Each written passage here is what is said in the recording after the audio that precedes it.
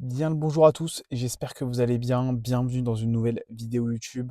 Retour des vlogs après une toute petite pause, hein. Il me semble poster le dernier il y a 3 4 semaines. Donc l'idéal c'est que je poste toutes les 2 semaines, mais là, il y a eu un petit trou. Donc aujourd'hui, si on est dans la voiture, vous savez ce que ça veut dire. On va aller s'entraîner. Aujourd'hui, je vais tout simplement vous montrer ma séance push actuelle.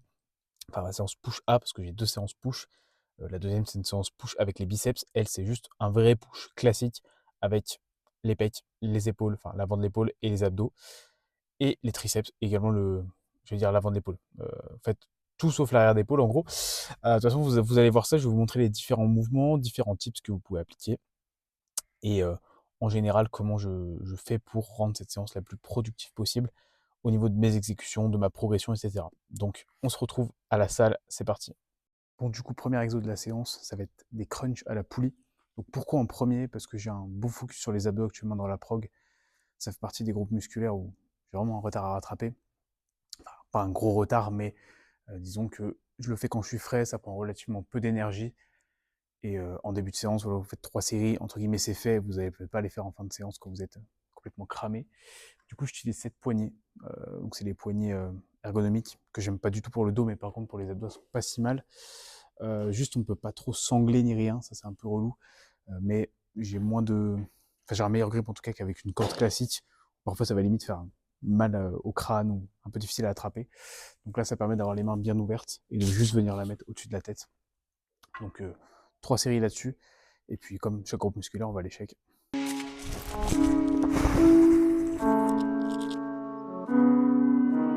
Drama.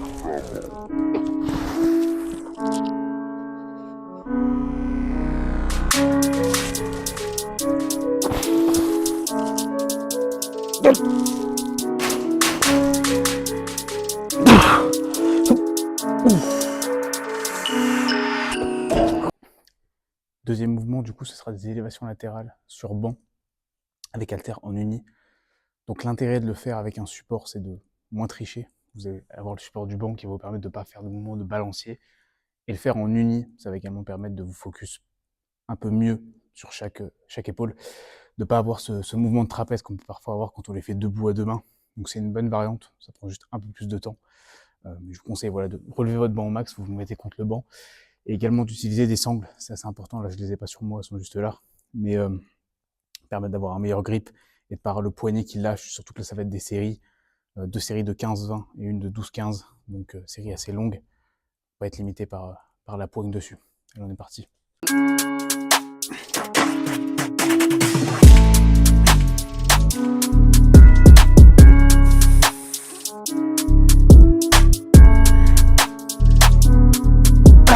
Purchase your tracks today.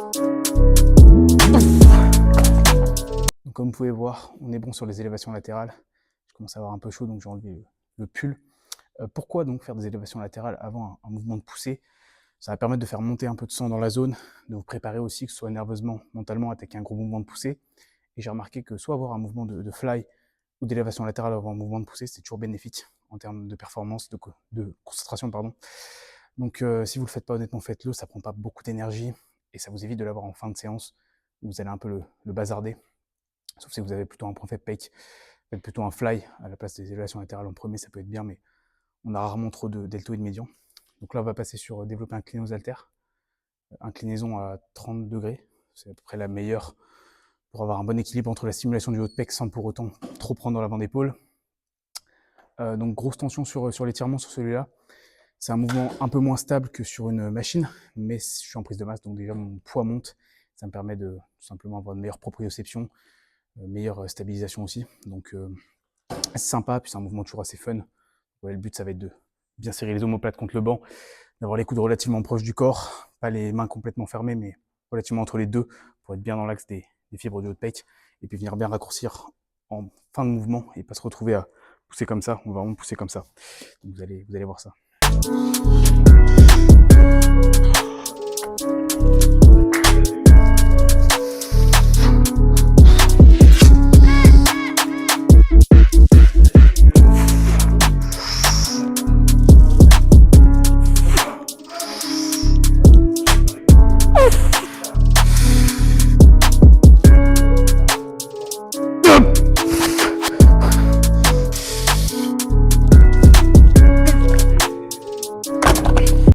les gars, la série elle vient de me tabasser.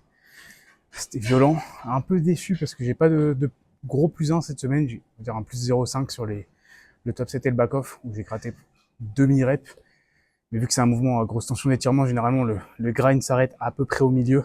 Contrairement à celle-ci, du coup, où là on est plus sur une machine à forte tension de contraction. Donc on va souvent avoir un gros grind à la fin du mouvement, parce que la tension tout simplement plutôt vers la fin, du fait que le poids il est placé là par rapport justement à l'angle de poussée.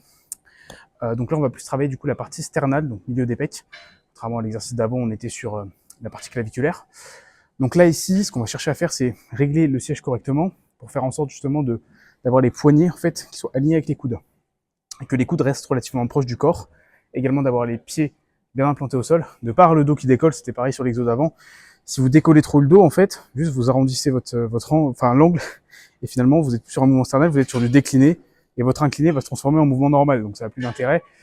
Vraiment, on veut garder le sternum le plus proche possible du banc et avoir justement le meilleur recrutement musculaire possible. Donc sur celui-là, on a l'avantage du coup d'être sur une machine, d'avoir une bonne stabilité. Ce que je vais faire, c'est que je vais placer des mousses du coup pour la première répétition pour que pas partir trop bas. Vous voyez là, je pars assez bas, c'est pas forcément idéal. Et donc de pas venir m'arracher le pec, gagner le plus d'énergie possible. En plus, on a un mouvement qui est convergent. L'avantage d'être convergent, c'est le meilleur recrutement des pecs tout simplement.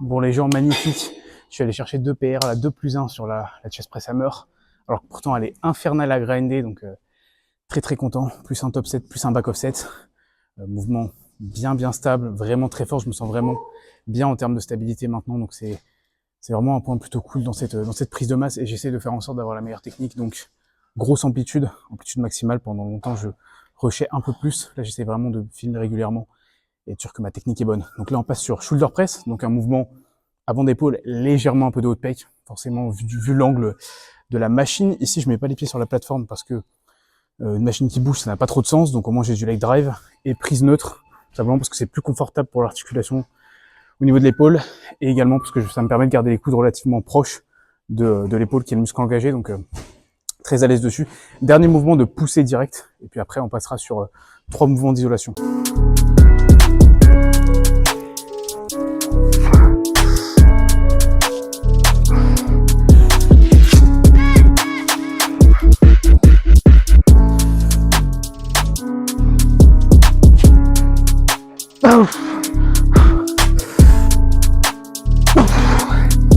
Donc là on arrive sur mon mouvement préféré pour les pecs, très clairement, c'est un mouvement d'écarté.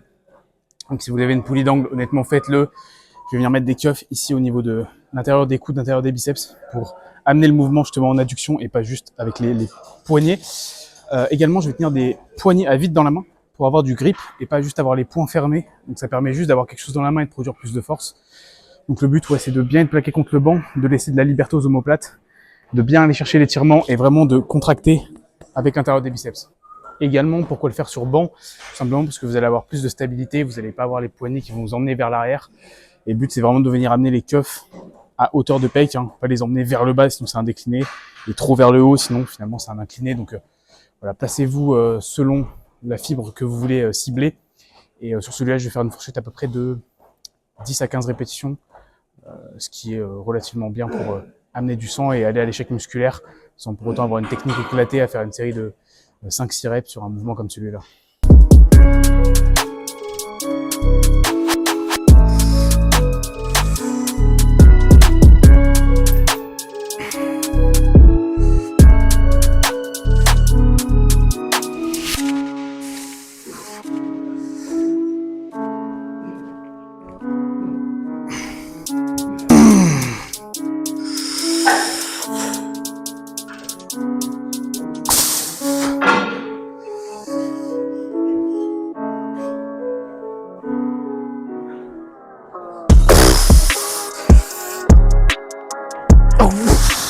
arrive sur les 2 derniers exos, donc 2 mouvements de triceps.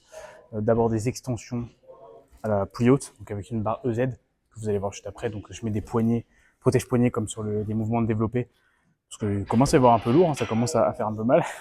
Donc celui-là, il va plutôt travailler les triceps dans leur ensemble. Et derrière, on va finir avec des skull crushers à la poulie basse. Donc du coup, avec la même barre, mais en bas, je mettrai un banc à plat.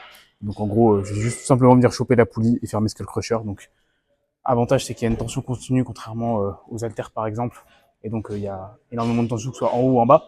Donc c'est plutôt bien. Donc je vais simplement vous filmer les deux, je vais pas faire d'entre-deux pour chaque. Sachant que vous savez, je n'aime pas faire les bras. J'aime beaucoup faire les pecs, mais les épaules, mais les bras, j'avoue que voilà, je les fais parce qu'il faut les faire, mais c'est pas ma grande passion. Donc on va finir là-dessus. Normalement, le pump devrait plutôt être pas mal. Et puis j'espère que cette séance vous a plu dans son ensemble. 8 exercices, comme vous voyez. Et j'ai pas de retard bras, c'est pour ça d'ailleurs qu'ils sont à la fin. Tout simplement parce que là, j'ai quand même moins d'énergie qu'au début. Je commence à le sentir. Donc on va bien finir la séance et puis après, post-workout, comme on dit.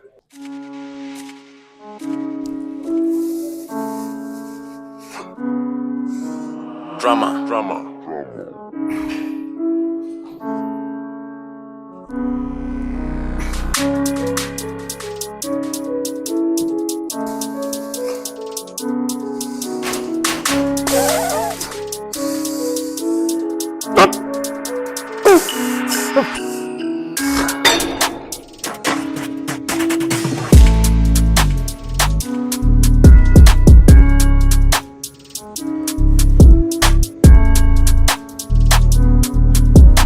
Purchase your tracks today.